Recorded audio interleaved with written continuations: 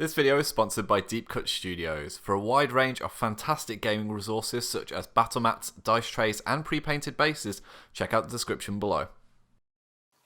Hi guys, welcome back to C&G Productions. My name is Tom and we're back with some more Elder Scrolls Call to Arms by Modiphius. And in this playthrough we're going to be completing our Delve Bleak Falls Barrow kind of scenario playthrough. This is round 3. This is where we're going to be dealing with the Master of the Sanctum, which is going to be a Draugr Overlord. So if you watched our previous episodes, you've seen the Dragonborn find her way to the ruins, acquire the Golden Claw, escape through a puzzle door, and now she's going to go deal with the threat that resides within. And she was pretty beaten up after the last game. So I'm going to introduce you to the table and the scenario now, and we'll see how we get on. And here we are then, set up for today's game, which is Master of the Sanctum, which is Delve mode scenario number 6. And you can see our Dragonborn has managed to wearily make her way back onto the battlefield after acquiring the Golden Claw and opening the door. But yeah, it was a mad rush at the end of the last game, and she ended on kind of 2 wounds and 2 stamina. So she managed to heal one of those each for this game, but she's still going to look to try and heal herself up early. So thankfully she's still got her potion of minor healing from last game. She's got her Ring of Fortify armour, her banded iron shield and her studded armour, and she's kept hold of that ancient Nord war axe from the last game that she picked up, because that was really handy in combat and I think it makes life a lot easier for her. Now the setup for this game is actually quite different to the previous ones. As you can see, there are 3 treasure tokens and there's a sarcophagus in the middle. And essentially, the adversary rule is kind of out the window for this game. You can only spawn as many adversaries as there are kind of treasure tokens available. So the idea is you try and whittle them down really quickly so you don't have to deal with as many adversaries. And that is because of that big scary sarcophagus in the middle. As soon as I interact with that, essentially the master is going to come up, which is our Draugr Overlord. And he is horrendously strong. We'll talk about him when he pops out. But I've done 2 practice games and I've not beaten him yet. So he gets an extra red dice to his melee as well, which is even more nasty. So our purpose is, if we can beat the Draugr Overlord, we're victorious, we complete this delve, and we're happy. Obviously, if we get wiped out, we lose. Anything in between is kind of a draw, and I think, you know, that perpetual battle could go on. So we've only got 10 turns to complete this, and actually the first couple of turns are simply trying to thin the horde and get rid of those treasure tokens before setting up that big fight for the second half. Now, the only other thing to be aware of is that there's a VP gain for each chest searched and each model removed from the game. It's really not that important because it is just a case of can you beat the Overlord. But there are 3 oaths that you can take. There's Crushing Blow, which is your party will remove the Master in the same round that it spawned. I'm definitely not going to be able to do that. There's By Their Own Hand, which is using a Master treasure to kill the Master, because when you search the sarcophagus you get a really fancy treasure. Or Thin the Court, which is my party will search all treasure tokens and remove all adversaries before interacting with the sarcophagus. I'm going to avoid all 3, I think, for this one. It's the first time I'm not going to take any oaths because, like I said, in my practice efforts, I've not been able to kill the Overlord, so I'm just going to focus on putting out damage. Now, the last thing that we need to go over is a quest. We successfully kind of routed the last scenario for the ghost that was, you know, fed up with people desecrating his tomb. So we've drawn a new one for this game, and this is Grimsever's Return. So this is a special blade, Grimsever, which has been shuffled into the top 4 cards of the treasure deck. And essentially, I've got to end the game with this sword in my possession in order to get 2 VP for that, and that's just a 1-use quest. It's basically a one and done. So, with all that ready to go, let's go down to our Dragonborn and begin our adventure to hunt the Master of the Sanctum.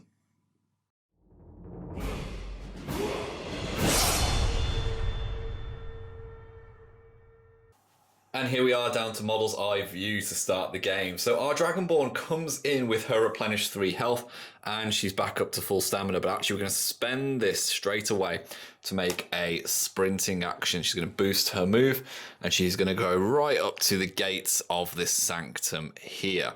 Now, the tricky thing for this is I need to think about how I'm going to manage her resources, because as soon as she starts getting into this main area, we've got adversaries that are going to be coming from this corner and obviously Overlord to worry about. So I'm going to immediately use my potion of minor healing, which is to restore yellow dice worth of health back to her. She restores 1 point of health, so she goes back up to 4 HP. And actually, she hasn't really got much more that she can do. So just for the sake of safety, I don't think anything's going to happen here, because it'll be a hell of a shot if it was. But I'm just going to put up a block just so she's protected for her second action, because obviously the potion is a free. The next thing we need to do then is we need to draw an event card because there are no adversary activations to follow on after her. So she has priority in the first turn. Obviously, adversaries have priority next turn. Actually, the really interesting thing, which we'll talk about when the Master comes out, he gets an activation on top of the other ones. So because it's a 100 Septim game, there's only usually one other activation to deal with unless I end my activation within 6 inches of an enemy. But the Master gets to have an additional one, and that can be quite beefy. So there isn't really anything else for us to worry about. So we're just going to draw an event card. And we get Blessings of Arche. Oh, I feel like this one's came up a little bit too early. Roll a red dice and distribute that many health points amongst your wounded models. So she's got one more that she needs to heal. So let's see. She heals that one. So she's on full health. That's not too bad. Thank you for that blessing, goddess. But I feel like I might have needed that when we're in the middle of a scrum. And it does spawn in an adversary. Now, rather than me using tokens, because there's so few adversaries, all I'm going to do is roll the white die. If it's an odd number, it's going to be a skeleton. If it's an even number, it's going to be a Draugr. So, a crit, that's not going to be one. Another, oh, look at these crits.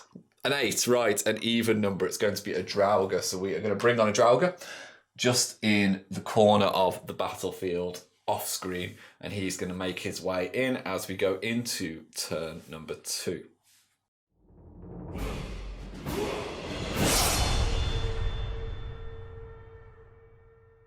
On to our second turn then, and our adversary is going to go first, and obviously there's only this Draugr here who can go, so let's see what he'll do.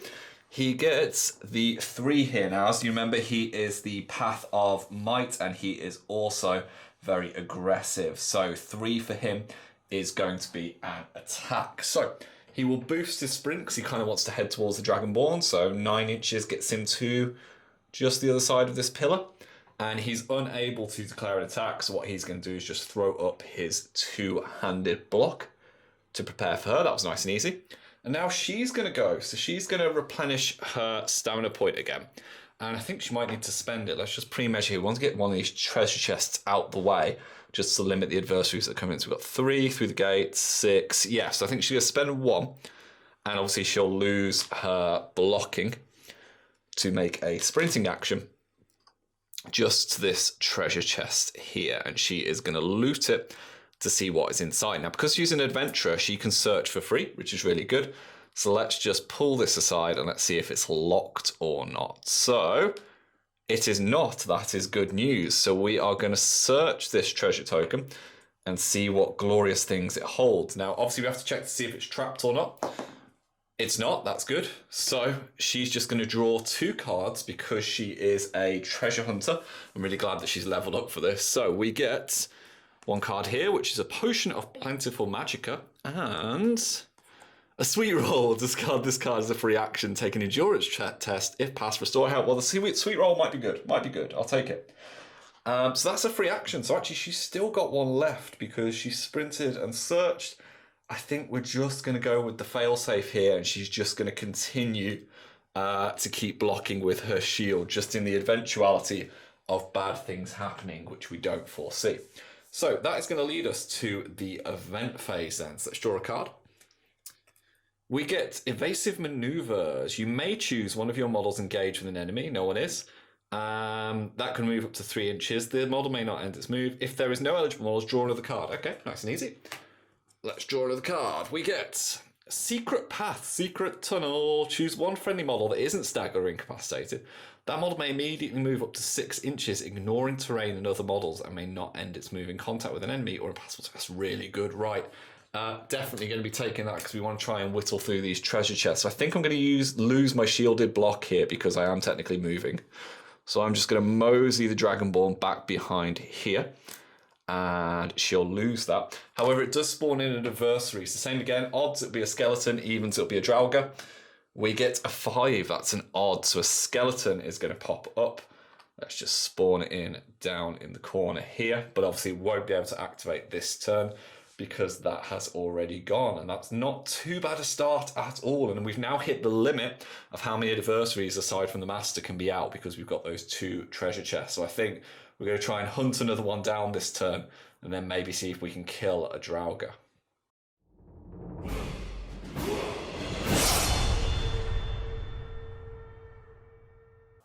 On to this turn then, it's worth me saying I've gained a VP because I've successfully searched a chest. Not that it matters too much because I'm already leveled up.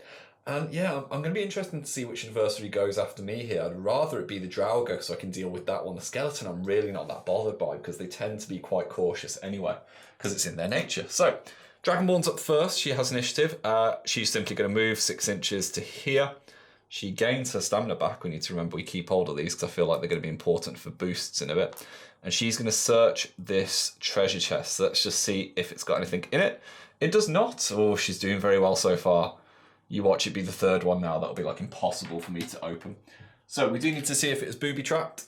Do you have a trap in you? You do not. That's good. So free action to search. So we're going to draw 2 more treasure cards. So we get a fine dwarven sword. Hey, it's back. This is the one we gave up in the first battle. And we get Grimsever. Fantastic. So we will have completed our quest if we keep hold of it. Now, what's the difference here? We've got a green, red, and a yellow, or just a green and a red, but this has got abilities on it. Do you know what? I'm going to swap my axe for the fine dwarven sword because I think that is going to be really useful because it was really good in that first one. I'm really sad I had to leave it behind.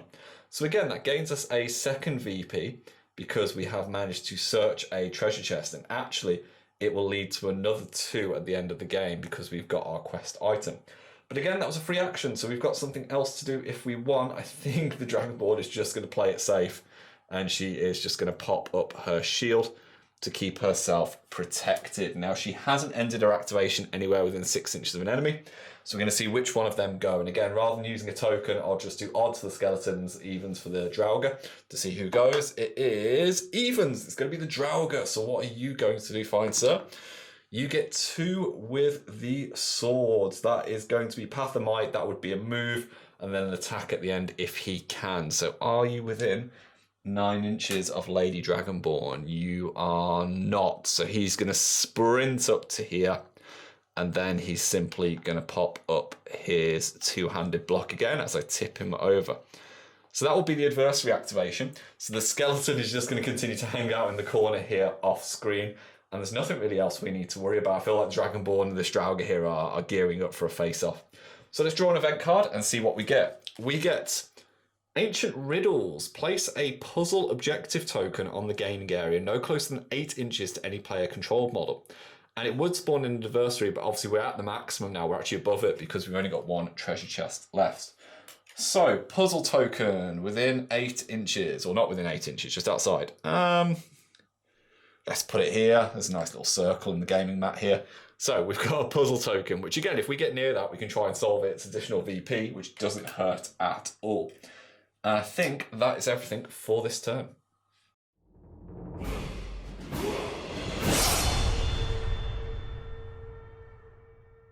Turn number 4 then, and the adversary is going to lead the way. Same again, we'll roll odds for skeleton, evens for the Draugr.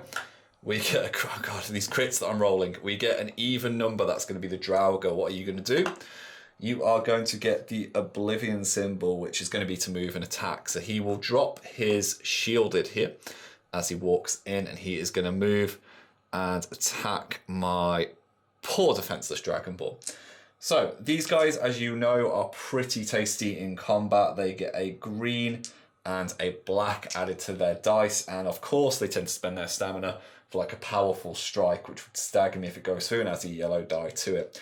They have got a strength value of a 3, so let's see how they do.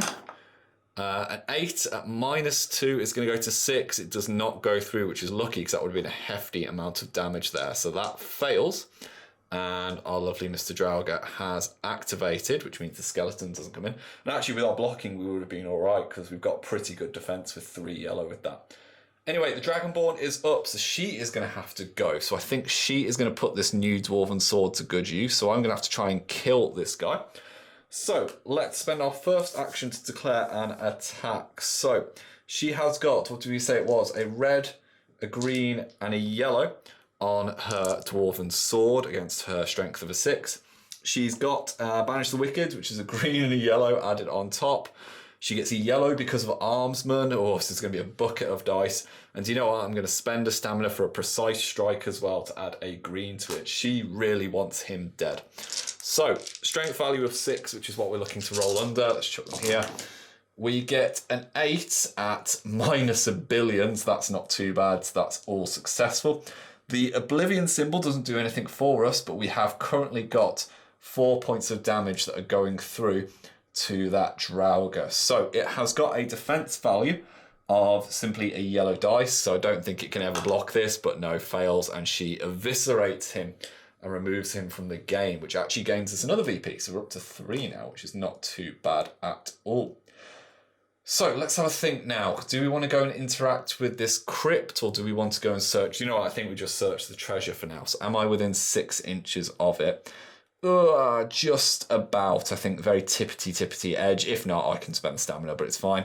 So she is going to move to search this with her free action, because she's attacked for 1, moved for 1, and luckily being an adventurer, she can just do a search. So let's see if she can get into this one. We get... Oh, okay, this one is locked. It's about time we had a locked one.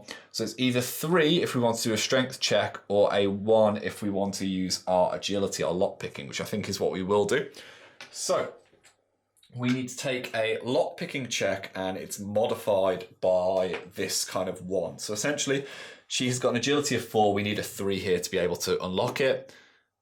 We get a critical fail, but we do get to restore 1 of our kind of resources. So I'll just restore the stamina for it. So unfortunately, she has not been able to crack open this chest. So actually, I'm going to have to pop it back down here. And she can either have an attempt to do it again next turn, or we can leave it be, knowing that we're at the limit for 1 bad guy, which is that skeleton, which I think is probably the more sensible option. We've got the Draugr out of the way, though, which is the imminent threat. So that's everybody activated. So let's go to the event phase, and we get Divine Inspiration. Choose one of your models. That model may re-roll any number of dice from its next skill or attribute test. Ooh, that's going to be really important. I think that means next turn we're going to have to try and see if we can get into this Overlord. So let's get to it.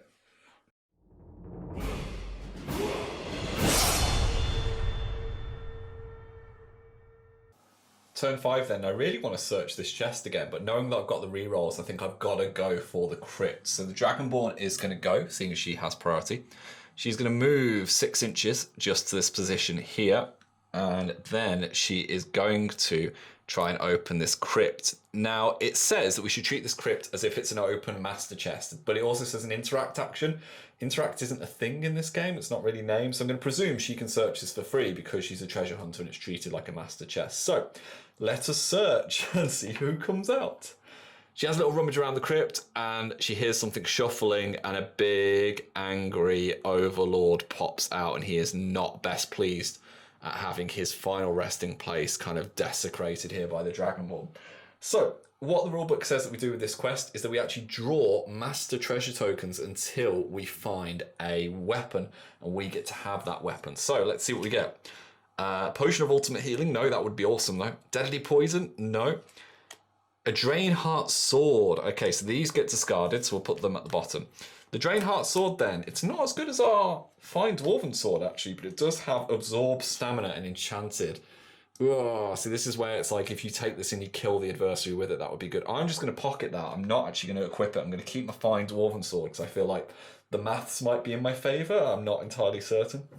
So I've moved, I've interacted or searched for free. So I think I've still got another action. So I could chuck up my shield. I could do a kind of reactive stance where I can attack. Do you know, I'm just going to hit him. Just hit him. Why even think about it, Tom? So let's buy an attack. We have got our green, our red, and our yellow for our sword. He is undead, so we're going to get a green and a yellow. We get a yellow for armsman. And yep, you can bet that I'm going to boost this for a precise strike against him. Now, I'm going to talk through how the Overlord works in a second because he's going to react against me. So, strength of 6. Come on, hit him. We get a 5 at minus a billion, which is pretty good. So she has been successful there. And actually, this is big damage. Please don't let me kill. If I kill him straight away, I mean, I'll be happy, but this is going to be ridiculous. So the Overlord then has 4 wounds, and I currently have 6 going through it. I mean, I'll take it. 6 going through. So he has got strong armor, which is worth 2 yellow dice. So let's see if he's able to deflect some of this. We've got 6 going through. How many do you dodge? 2. So that would be 4 damage, which would actually instantly kill him. But because he's a master level adversary, what happens is he's treated the same as a champion. So actually he loses 3 of his wounds and stays on 1. And now we have to see if he becomes incapacitated, staggered, or killed. So the way this works is you roll an endurance test. Now, if he's successful, he's simply incapacitated, which means that he can't take actions, but he can recover in his turn. If he crits, he just goes to stagger. But if he fails his endurance test, he is straight up killed. And he's got an endurance of 5. So let's see how he does. Oh, he gets the 5. Lucky boy. He manages to stay alive just about, which is not great for me, but he does become incapacitated. So let's put an injured marker on him. Now, this would mean that any subsequent damage that happens to him would instantly kill him. But because I've only got the one model, I can't do any additional damage to him. So he's holding on one single wound. Now, the interesting thing is here now, if I can do 2 damage to him, i.e. double the amount of wounds that he has left, it actually makes his endurance test a lot harder. But I did have the opportunity to re-roll dice with my Divine Inspiration, but I actually don't think there was any that I would want to re-roll there. So I'm quite happy that that attack just went through horrendously well. So now he would actually respond with his activation. So let's talk about the Overlord in a little bit more detail. So because he's the master here in this scenario, he actually adds a red dice to his attacks. He's got a range attack, he's got keyword melee attack, he's got really solid armor and decent stats across the board. But at the moment, he's just sat on his bum. So even though he would respond because of this activation, he adds his activation on top of the skeleton, who will obviously go after this. So all he is going to do is take no actions because he's just been made dizzy, and then he's going to recover and go to staggered, which is going to make him a little bit easier to attack next turn. But it does mean now we need to see what the skeleton is going to do in the top corner, because now we have 2 adversary activations to worry about. So the skeleton gets 3 hits. That for a Path of Shadow will be to move. So what he will do is quite simply move into cover and hide. So Mr. Skeleton is just going to move out of line of sight behind this wall here, and he is just going to hide himself, looking for an opportunity to maybe shoot the Dragonborn in the back should the operation, or should the opportunity even arise. Now, I can't believe how close that was to killing the Draugr Overlord. I might actually do this. Imagine doing it on camera as well, after all failing so many times. But let's see what the event card says. It says, Blessings of Talos, roll a red and distribute that many Thumproits amongst your models. I don't need to worry, I've not got any Dragon Shouts equipped. We don't need to add any adversaries, we've only got the 1 chest in. So let's see how we get on as we go into turn 6.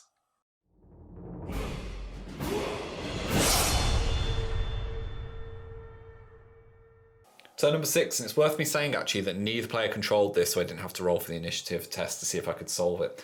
So we start with the adversaries, and actually this matters an awful lot here, because if I can get a shot on the Overlord while he's down, I'm going to get some benefits to this. So we're going to go for flip the dice, roll the dice even. Odd skeleton, evens, it will be the Overlord. So let's see who goes. It's evens. Oh, it's going to be the Overlord. Right.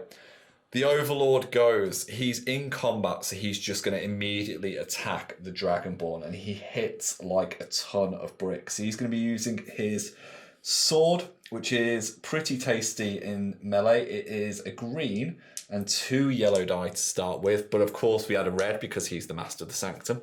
He'd be rolling using his strength value of 5, but actually he's really interesting that he is a Path of Might but cautious model. So because he's cautious, he's going to spend his 1 point of stamina to do a precise strike against the Dragonborn. So we're rolling bucket of dice here, and he is looking for a 5. Let's see what he gets. We get an 8. At -3, he just about manages it, but there's 2 damage going through so far. Now, actually, it's worth me saying that he can't actually boost any of his abilities when he's staggered, so I'd have to take away one of these green die. And actually, whichever one it is, that would mean it's a fail, because while you're staggered, you can't boost anything, and he only recovers at the end. So that attack has actually missed. Oh, that's quite good. I'll take that. So he swings, even 8 at -2, it's 6. It's not successful. So the Dragonborn has got very lucky there.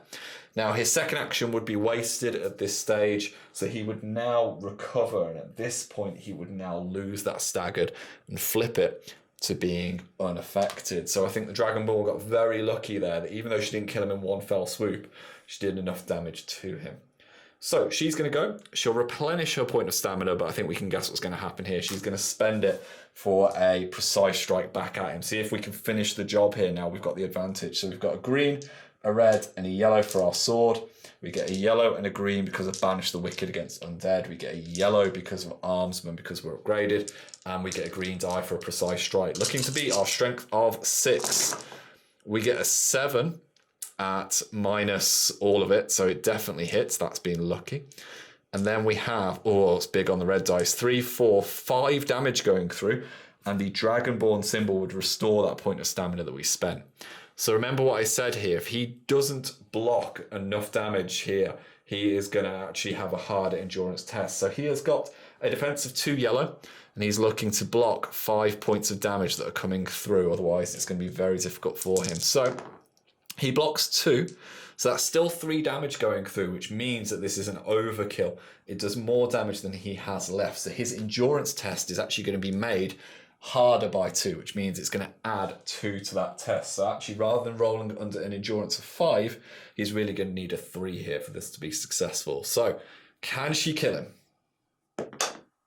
That's a 9. She has been successful. I'll take it. That's a win. And the Overlord has been slain, and that will gain me a victory point, which I will gladly take here. And actually, the Dragonborn now gets to draw a treasure card because she's killed a master. So what do we get? We get a cache or cachet. Discard this card and draw the next 2 treasure cards immediately. Okay, so what do we get instead? A potion of plentiful healing, thank the gods. And some poison. I will take both of those. I think we're going to be keeping our Dwarven Sword at the end of this. That was really good by the Dragonborn. I will 100% be happy with that. And she's still actually got an action left. But I think realistically at this stage, we can call that the game because she has successfully killed the Overlord. And I think realistically now it's just a case of can she defeat this skeleton. Do you know what? We'll finish off the game. We'll see how we do.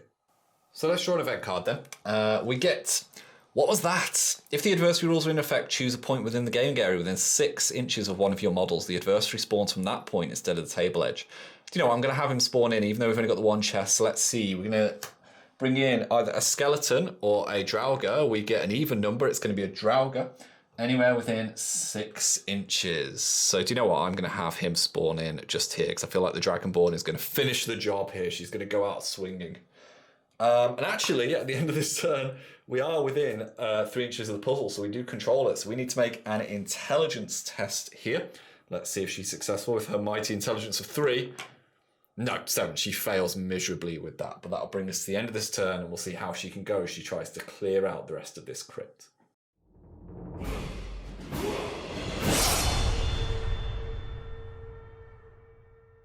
Do you know what? I'm really glad we kept playing because actually you do need to finish the scenario out. So we're going on to turn 7 and the Dragonborn has priority and I've actually pre-measured here. She's going to go for a cheeky sprint and see if she can try and finish the job quickly in this game. So she is going to declare a sprinting action and she's going to run as fast as she can around the back here and engage both of these guys with her base. We'll just spin them round to turn and face. Now obviously it does mean that they will react pretty much instantly, but she's got the best chance of dealing some damage here. So, the Dragonborn, let's just bring this in for a bit more of a cinematic view. You can see that. She is going to attack the Draugr. Let's deal with the biggest threat first. So, green, red, yellow. Yellow and a green for her Banish the Wicked. Yellow for her Armsman. And of course, she's going to precise strike. Let's see if she can do the murders. She gets 2, and with 4 successes and a restored point of stamina, I will take that. So the Draugr is going to need to do very well here to not just get obliterated. He's only got a yellow die for his defense. He gets nothing. He is killed. So she successfully felled 1, and that will gain me a VP. And realistically now, all we have to do is deal with Mr. Skeleton, who is probably no longer hidden, actually. Let's see what a hidden check requires. So yeah, actually, I need to pass an intelligence test because otherwise I wouldn't be able to go in base contact with both. I'd just be in base contact with the Draugr. So it's an intelligence test with a green die added because he is within 6 inches of me. So I have an intelligence of 3 and I get a critical fail. So actually the Dragonborn would have had to kind of stand there and attack the Draugr. and still can't see this skeleton, even though he's literally all up in her face. So let's see what the tricksy skeleton's going to do, because he's going to react now, and he'll probably lose his hidden token straight away. He gets 3, which is going to be to, again, move. So he's just going to casually walk around the back here and hide again. He's literally cowering in the corner, being like, I do not want any of this. I've seen you murder my master. Please just go away, Dragonborn. But she won't have any of that, because the Dragonborn has no chill. She doesn't accept any of this. She just wants the murder. So, an event card. Lights out. Oh, it's actually going to help the skeleton here. If the darkness rules are not currently in play, they immediately take effect until the start of the next event phase. If they're already in play, draw on a card. So they weren't in play, actually. It was a clear game. So we're now in darkness, which reduces visibility, which is a real pain. The skeleton's gone to the darkest corner to stay out of the way. So let's wrap this up as we go towards turn 8 of 10.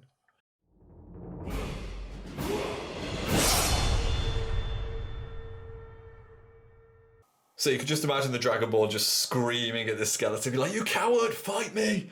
So we'll see what he'll do. Maybe he won't be cowardly this time. So the skeleton gets a Dragonborn symbol, which for a Path of Shadow character is going to be to just fall back. He's just going to run away. He's just going to completely back away. So he's going to sprint as far away from the Dragonborn as he can go, which actually I think is probably better going this way downward. No, he's going to just literally barrel behind the tree here and just cower and be like, don't kill me, don't kill me, don't kill me, please don't kill me. And the Dragonborn's going to kill him. So she's going to go, she regains her point of stamina, which we've already put on. She's going to see if she can see him. So he is still within 6 inches. She can see him there. So let's see what she gets. She gets a 5 at -2. She has passed her intelligence test with a score of 3. That is good news. And she is going to simply sprint. Well, probably not even a sprint, actually. We said it was within 6, didn't we? Let's just double check that I wasn't lying. No, it is within 6. She's just going to bow around here. Let's get this tree out of the way so you can fully witness her murderous intent. And this should finish the job for us. So she's going to take one of her tokens away. She's going to go for the big attack. So a red, a green, and a yellow. A yellow and a green for Banish the Wicked. A yellow for Armsman. A green because she's taking a precise strike. Just murder him, all right? Get it done. She gets a 4 at -a gazillion. She's got all of the damage going through there. A poor skeleton only has an armor rating of a yellow die. There's no way he can succeed here. No, she eviscerates him from his undead existence. And that is victory for the Dragonborn. She has successfully cleared out this crypt. So let's go to the post-game. And here we are at the end of the game, and I am phenomenally impressed with the Dragonborn there. It's really difficult in the games that I've played to try and be successful with just the one character. You know, adding the red dice for the Overlord is usually really good. But her having that really strong swing where she didn't even need the rerolls absolutely changed the tone of that battle. And I'm really pleased that we managed to find the Dwarven Sword. That is absolutely going to be what I keep this time. I regret not keeping it after the first game, but keeping that amulet. Was it a ring, I think, for armor, which ended up protecting her in some of those key areas last battle. So she has completed the Bleak Falls Barrow's delve. She's free to go and loot and search and whatever she wants to do here. Return back to Whiterun or Riften, wherever she wants to go, and relax for a little bit and put her feet up. But an incredibly good showing, actually ending the game on full health and full stamina, which is phenomenal thanks to some very fortuitous dice rolls. And I think eliminating those treasure tokens the adversaries can't come to beat you up is key. I think you absolutely have to go for the crypt by like turn 5 because you don't have enough turns to chew through the Overlord otherwise. But it's a really good showing. So let's go to the post-match summary. Well, that went better than expected. Definitely better than my trial runs. Like, she was in like a deadlock to the death in both of those. Didn't manage to kill him. So that big swing at the start helped a hell of a lot. And she's been victorious. She can go back and she can put her feet up. And we'll see it in some future scenarios. And actually some of you might be thinking, what are we going to do next? Well, we're currently ending the near end, shall we say, of the lockdown period in the UK. So I'm going to do some more delve scenarios. Obviously I've got 3 more that are left to do. But rather than using the Dragonborn again, I have got the Imperial and the Stormcloak starter set. So I thought rather than constantly fighting skeletons and Draugr, now we've seen that kind of Bleak Falls Barrow set, let's see some of the humans against each other. Let's do some Imperials or Stormcloaks. Now, I don't know which side you want me to use. Let me know in the comments below. I'm leaning towards Stormcloaks, but then the Imperials are pretty cool as well. They've got some really cool characters like Hadvar. But yeah, I'm going to work my way through those And then when the lockdown's eased, who knows, might actually be able to get some multiplayer games in as well, where you have the Draugr and the skeletons as the adversaries in the middle, which I'm really looking forward to. So as always, this hasn't been a super rules comprehensive. If you've missed it, if I've missed anything, put it in the comments below. But I hope you enjoyed this and it accompanies your hobbying, and hopefully we'll see you in the next one. Take care, folks. Hi guys, thank you very much for watching our content. It means the world to us. If you'd like to see some more videos, they should be over here. And if you'd like to support our channel, keep these lights on. You can find links to our Patreon and merchandise in the description below. See you later.